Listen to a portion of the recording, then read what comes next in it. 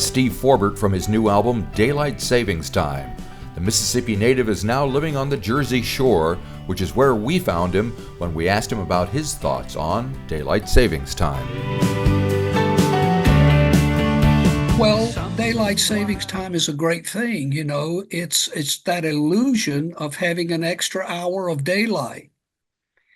And to me, that's a good thing. I like that. And summertime is you can be active in summer, and the daylight savings time thing goes right with it. You get an extra hour of daylight. The bad part is when they take that away, it's kind of, Okay. that's kind of a bad thing. I see, yeah. Well, being down here in New Zealand, they changed the daylight savings times at different times around the world. So trying to keep Yeah. up with it all is very frustrating. But there you go. Anyway, so what brought this record? What was the genesis of this record? When did it start forming in your mind that it was going to be what it is? Well, it's been in the process of the last record I put out was in May of 2022. So really, I start in right after that, always just, songwriter, always working on songs. So just because you put out a record, which, as I said, was May 2022, that doesn't mean you rest for a while or you don't, start planning. I just keep writing the songs. So that's when it really starts to happen. I just start putting down what's coming to me as inspiration and what I'm inclined to, get behind saying. Right. And was there anything that was motivating you that you felt you needed to say that got things Well, started? you see these things on the record, like there's one called One Lone Leaf that's kind of thematic. Uh, it's that one leaf that's might be signaling the end of summer and therefore maybe the end of daylight savings time. And there's one on there called Pour a Little Glitter on It, Baby, which is a portrait of the oncoming autumn. And you have the first song on the record is called Clouds Roll Past the Sky. And these three songs are kind of along this theme, I would say, the underlying theme of the record. Why get freaked and fret? Summer's not done yet. Have another hit, make the most of it. It's all about time, it's all about time and making the most of it. And the fact that, okay, the older you get, the more you know that time is limited. Yep.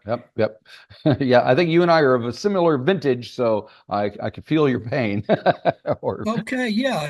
Anybody in this demographic that says they don't think about it is probably not telling you the truth. right, It's something you live with. right. And you mentioned clouds roll by the sky. It has a lyric that kind of alludes to listening to the AM radio back in the probably the 60s, I'm guessing 60s and 70s. Was that Yeah. what drew you into music initially? Was hearing stuff like that on the radio?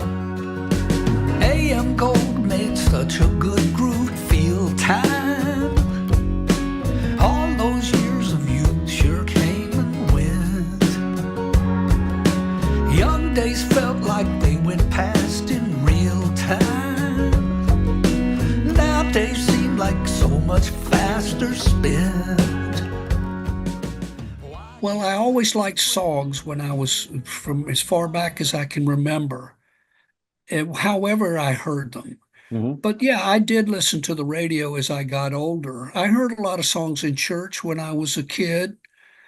And, just however you would hear songs. I always just had a feeling about appreciation of songs, even though I didn't really have a definition of them. I Right. don't think a lot of people even think about what is a song. That's the way music is really by and large presented. We're not in a day when you would be going to a lot of classical concerts and getting a big thrill out of that. Right.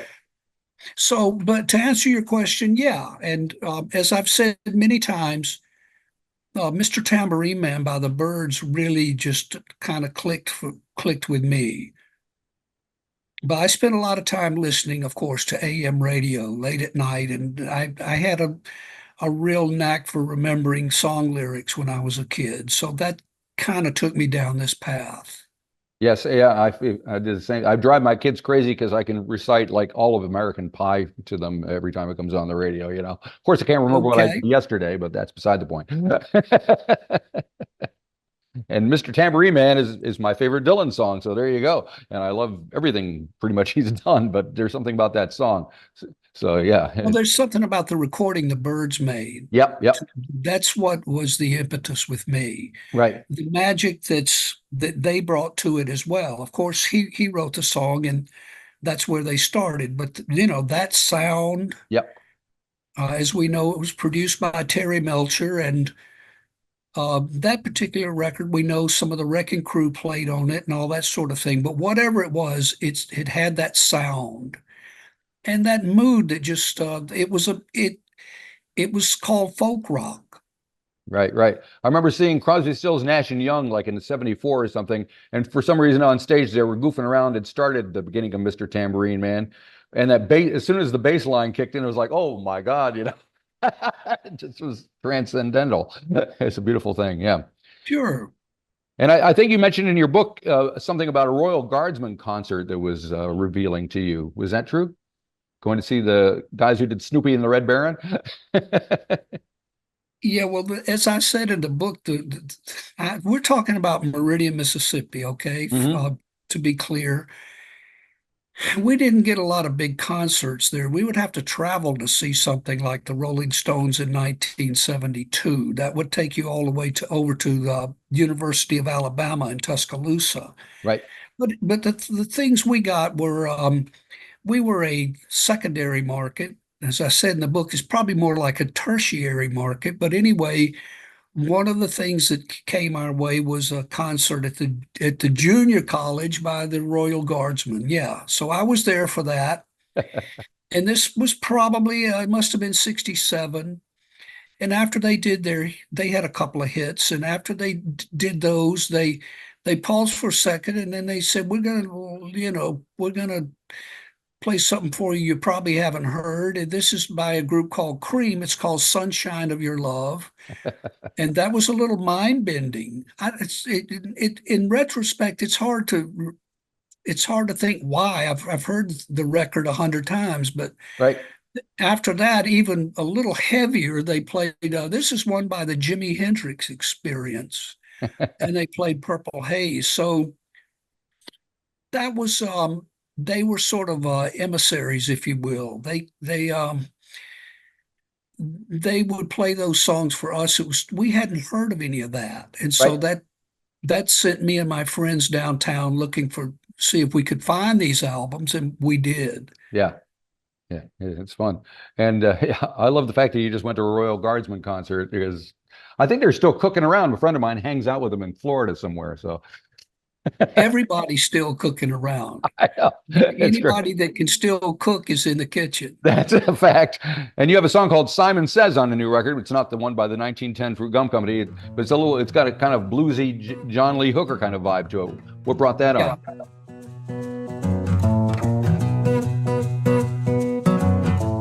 Simon says we're leaving. Simon says we're gone. Simon says it's late, and Simon says come on, and make for the door. Come on, or sleep on the floor. Really kind of that vibe, it's also a Slim Harpo kind of a riff. Right. I'm sure you would agree that well, the Rolling Stones covered Slim Harpo's Rip This Joint. Yep. No, they didn't. They covered Hip Shake. Hip Shake. Yeah, that's right. Yeah, so Hip I Shake, just baby. got off on that figure. You also mentioned John Lee Hooker. You could mention ZZ Top as well. Lagrange. Yep. But sometimes just the music is inspirational, and then you get these ideas of words that just seem to fit, and there you go. It's just Simon says we're leaving. Simon says, it's late. Simon says, let's move before they raise the parking rate. And just before it, you have a song called "The Blues," where you kind of name check Janis and Amy Winehouse, and uh, I love the accordion in it. Thank you. It's a beautiful thing. What can you tell me anything more about that song? As Janis Joplin knew, and Amy Winehouse too, you're not gonna lose the blues with heavy drugs and booze. You think you're on the mend again, but then the blues will jump you just around the bend. The song is descriptive of that old feeling called the blues. Right. It's not a blues song, as I'm sure you've noticed. I did notice that. It's kind of a country thing, but it's a description of the blues, and that's what that's what I had to say about the blues. I put it all into that song, and it's just about how you can't control the blues. Um, you can get into words like depression and those sort of things. And, what did Neil Diamond say? Song sung blue, everybody knows one. Exactly. Every Yes, he garden did. grows one. So people know what I'm talking about. Yep. And the song is just also just underscoring the fact that you can't control this feeling or whatever it is. The last line of the song is the last lines are the blues will sit right down and make a stand. You'll have to wait them out as best you can. Right. Right. So that's what it is. It's not just some sort of thing like, oh, the St. Louis blues or the happy birthday blues or whatever, Yeah, the Valentine blues or the Halloween blues. It's about the blues. It's a gotcha. description. I guess that's why they call it the blues. So Yeah. you grew up in Mississippi in Meridian, which for someone who has never been there seems like a very fertile area for music. The blues was happening there and all sorts of other things. But then you kind of made your escape to New York City in the 70s, and where a lot of other music was happening, punk and CBGB scene and all that. So what brought you there, and what did you think when you got there?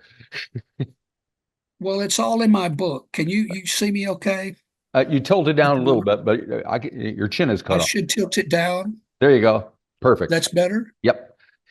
It's all in my book, which was called Big City Cat, My Life in, yes, Folk Rock. And you'd have to ask me the question again. I mean, what was it like? That's such a broad question. It's my immediate answer is it's all in the book. I put Gotcha. a lot of that in the book because that time period in New York City is of interest these days in and of itself. Yep. Yep. Yep. Well, I'm a record collector, and all of those records that started coming out are the ones that everybody wants now. And nobody wanted the Ramones or Patti Smith or television at the time because it was, and nobody on the radio would play them. But now suddenly they're the golden gems of that period. So it's interesting how time shapes the way music is perceived as well. Whereas the stuff that was very commercial back then, nobody wants to hear Styx and Journey these days, except for whatever it is. So yeah, I guess what I'm trying to say is, what drew you to New York as opposed to LA? Because you were kind of right in the middle. You could have gone to New Orleans or Chicago or any other place. Well, I had been playing in bands for years. I'd finally reached a point writing songs to where I wanted to. Marty, I'd been to Atlanta and tried that. That Right. didn't appeal to me. I was a little too. I went there a little too early. I was maybe too young, and I went back to Mississippi, and I just kept getting more restless, and I didn't want to go to L.A. I didn't really relate to the L.A. thing, although I really did like Jackson Browne's first album. Um, but things were coming out of New York, like you just mentioned, the Ramones' first record, Patti Smith Horses. So I could see, even from as far away as Mississippi, that new things were happening, and I thought maybe there'd be a place for me. Yeah. And Another reason is that I knew I was going to be singing and playing acoustic guitar. And if it came to it, you could sing on the streets in New York. This I'd heard.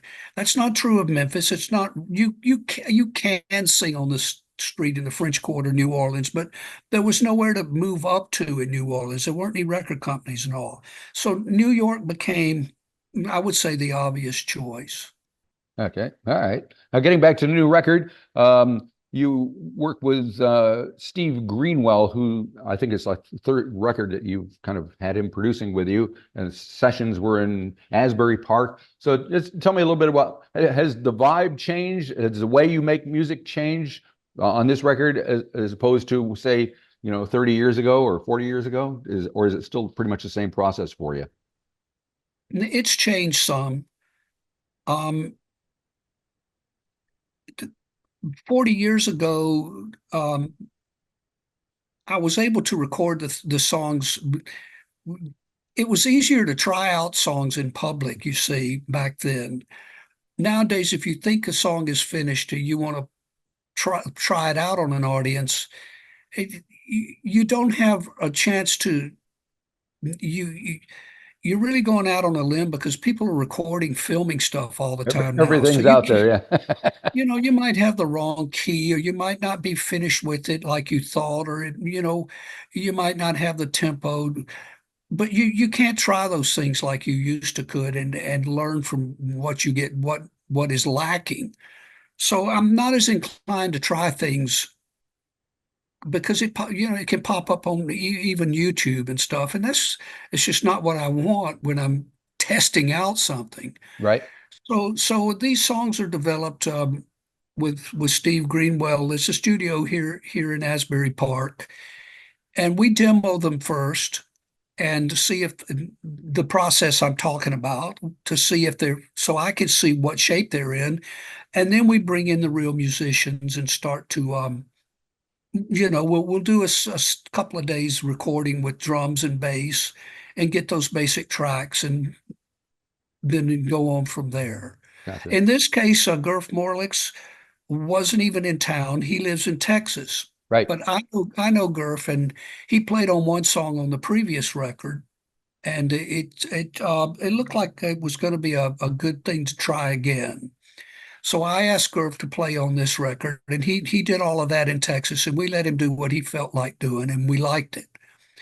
So there you go. And also the bassist, Byron House, you see. So there you go. We didn't used to make records with people that weren't even in the same, part of the country. Yeah.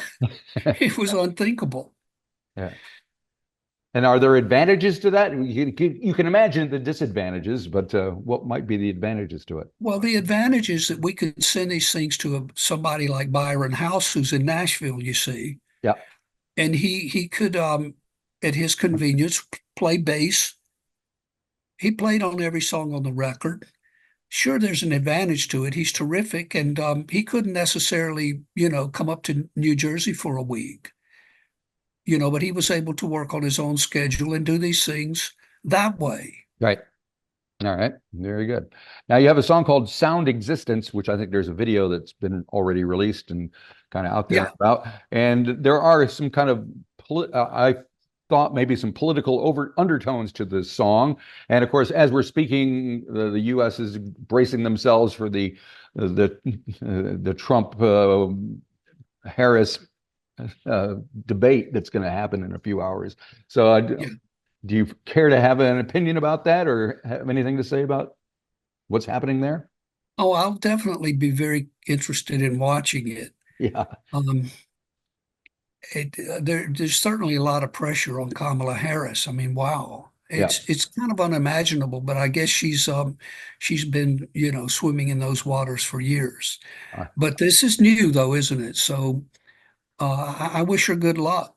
You say Sound Existence has some political undertones. Let's see. Oh, maybe you're talking about it's all going to keep you happy if they don't turn on the news. Is that? I think something like that. That might have been it. Yeah. There's obviously lyrics somewhere that connected with me along those lines.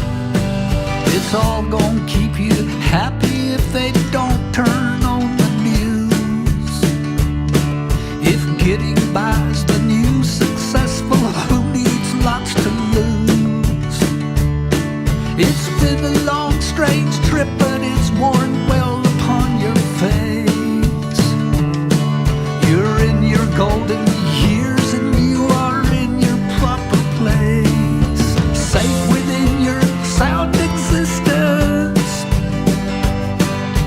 safe inside your self-subsistence. Well, that song is a description of an old person who's retired. It's not me.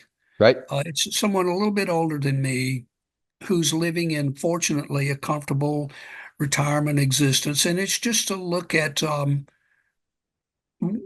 that you can't take for granted. I mean, a person is real lucky to be comfortable and in a safe place as they are going through their golden years.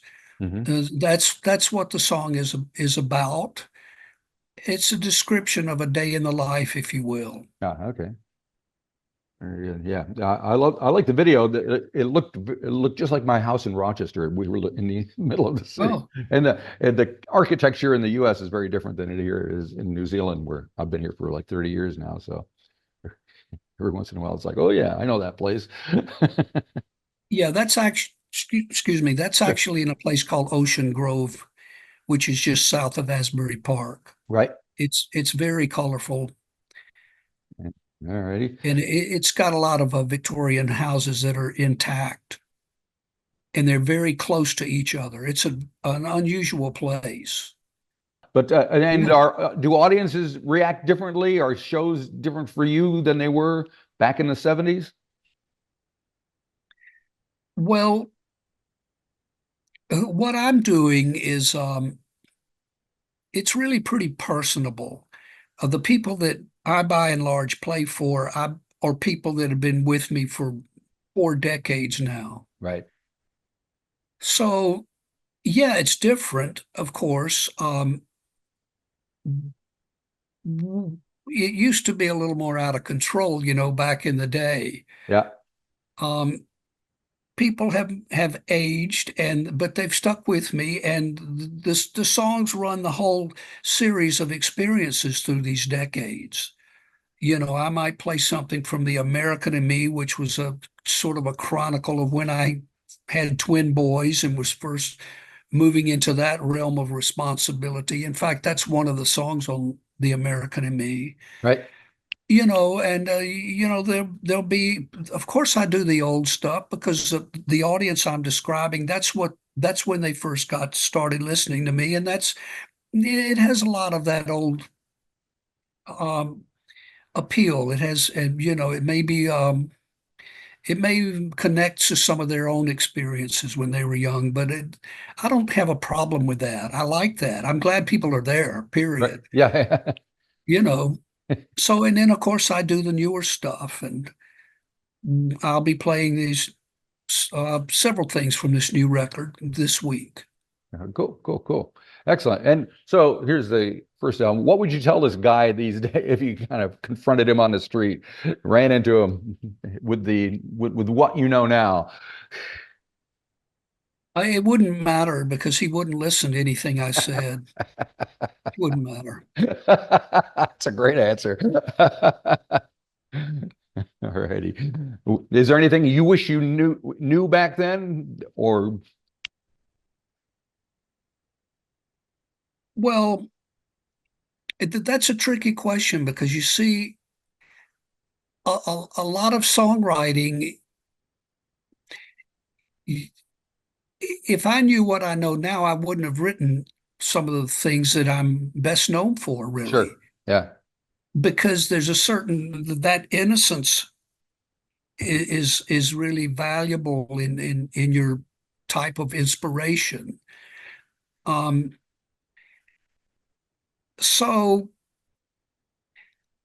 of course there are things that there's the Ron Wood song, what's it called? Ooh La La, I wish that I knew, but you can't you have to take where you are at a particular time, and that's what you're going with. You don't want to mess with the timeline, the way things really flow because Right. you're not supposed to know what you know at 45 when you're 25. That's true. And it would mess everything up, you know. Those are your most, energetic years for anybody in pop music, with rare exceptions. So you don't want to tamper with that. Right. Yeah, that makes sense. Very good. All right. Well, we won't mess around any longer then. Well, I appreciate the candid answers and thoughtful answers. It's much appreciated. And good luck with the record. And get on down here if you get a chance. I'd love to see you. I'd love to come on down there. It's great. If you enjoyed this episode of the 13th Floor's Music Talk series, please be sure to subscribe to the website or to the YouTube channel. Follow us on Facebook or Instagram and wherever you find your podcasts. There's a whole lot more to discover.